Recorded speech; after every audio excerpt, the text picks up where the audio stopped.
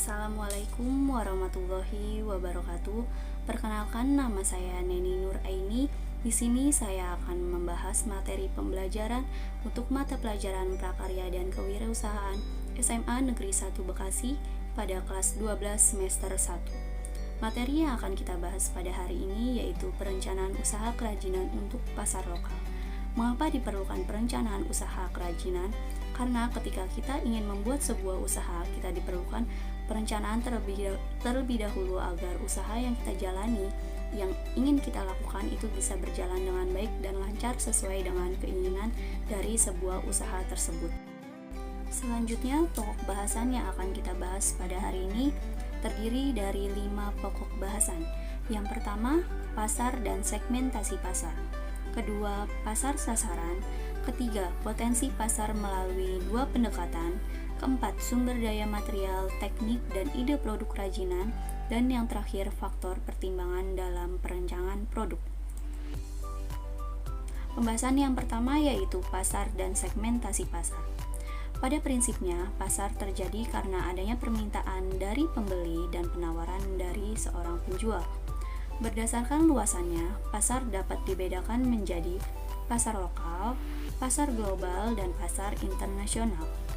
Karena pada materi saat ini kita membahas tentang pasar lokal, maka kita harus mengetahui terlebih dahulu apa itu pengertian dari pasar lokal. Pasar lokal merupakan pasar yang terbatas hanya di lingkungan atau daerah yang sama dengan tempat produksi. Kemudian, pasar dapat mengalami pembagian atau biasa kita sebut segmentasi pasar yang dapat dibedakan berdasarkan 3 aspek. Yang pertama, secara geografis, berarti dibedakan berdasarkan tempat. Kedua, secara demografis, berarti dibedakan berdasarkan usia, gender, bangsa, etnis, kemudian ada pekerjaan. Dan yang ketiga, berdasarkan psikografis, yaitu berdasarkan karakter, kelas sosial, gaya hidup. Next, selanjutnya di sini ada pasar sasaran. Pasar sasaran, kebutuhan yang diperlukan pasar lokal dapat diketahui dengan melakukan beberapa cara, yaitu melakukan pengamatan terhadap sasaran yang diperlukan pasar. Untuk mengenali kebutuhan suatu pasar sasaran, maka perlu untuk kita mengikuti dan membuat sesuatu yang diperlukan pasar sasaran tersebut.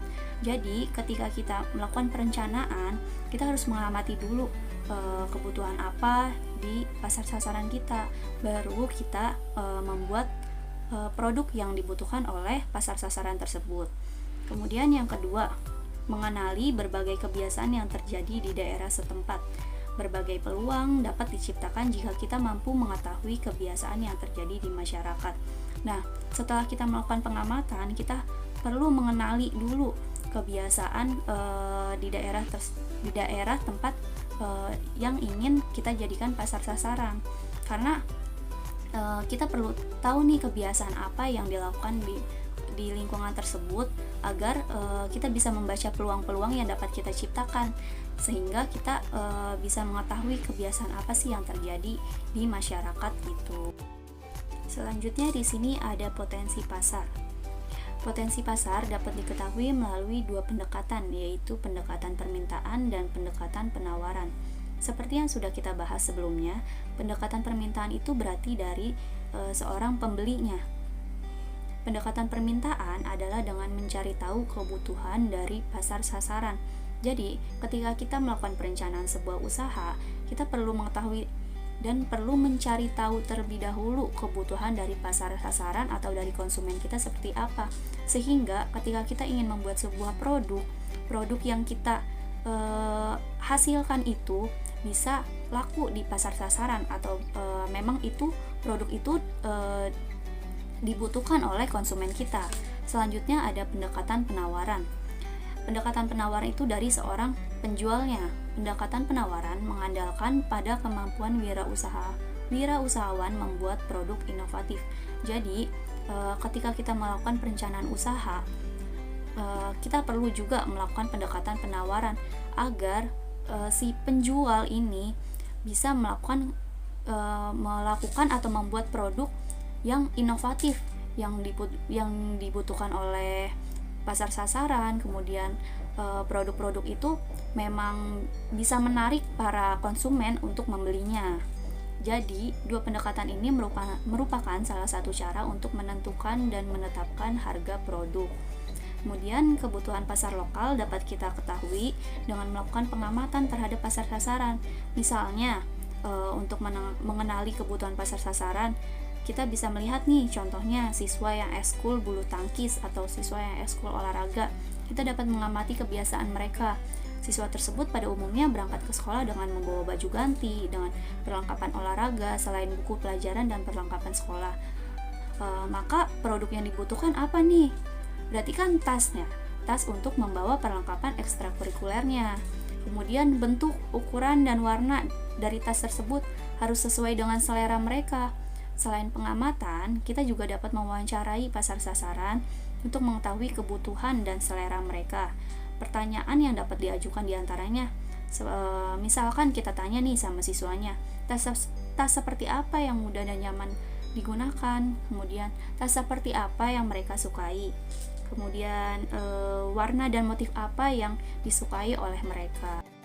Baik, selanjutnya ketika kita sudah mengetahui apa sih itu pasar lokal, terus potensi pasarnya bagaimana, segmentasi pasarnya seperti apa. Selanjutnya kita perlu mengetahui juga sumber daya material, teknik, dan ide produk kerajinan.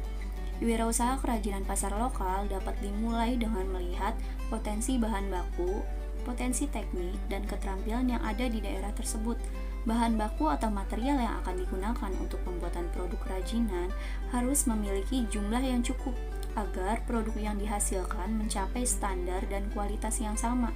Jadi, ketika kita sudah melakukan potensi pasarnya, kita perlu juga nih menganalisis bagaimana sih bahan bakunya, kemudian potensi tekniknya, keterampilan yang ada di daerah pasar sasaran kita, agar ketika kita ingin membuat sebuah produk, bahan baku atau material yang kita gunakan itu memang mencapai standar atau kualitas yang diinginkan oleh seorang konsumen. Kemudian teknik pembuatan produk itu bergantung pada materialnya. Contoh, teknik yang dapat digunakan dalam pembuatan kerajinan diantaranya ada beberapa teknik. Ada 4 teknik, yaitu teknik ukir, teknik sambungan, teknik anyam, dan teknik jahit. Baik, selanjutnya ketika kita sudah mengetahui sumber daya materialnya, teknik, dan ide produk untuk kerajinan yang ingin kita produksi, kita juga perlu memperhatikan faktor-faktor pertimbangan dalam perancangan suatu produk. Di sini ada 6 faktor yang perlu kita pertimbangkan dalam perancangan sebuah produk yang ingin kita jual ke pasar sasaran. Dalam perancangan suatu produk, banyak hal yang harus dipertimbangkan. Yang pertama, fungsi produk. Fungsi produk yang kita ingin jual itu fungsinya apa sih untuk konsumen? Kemudian kegunaan sebuah produk. Ketiga, material produknya. Material produknya seperti sudah kita jelaskan sebelumnya, materialnya itu harus sesuai dengan standar dan kualitas yang ingin kita jual, yang dibutuhkan oleh seorang konsumen. Kemudian teknik pembuatannya. Teknik pembuatannya menggunakan apa? Apakah teknik ukir, apakah teknik sambungan, teknik anyam, atau teknik jahit.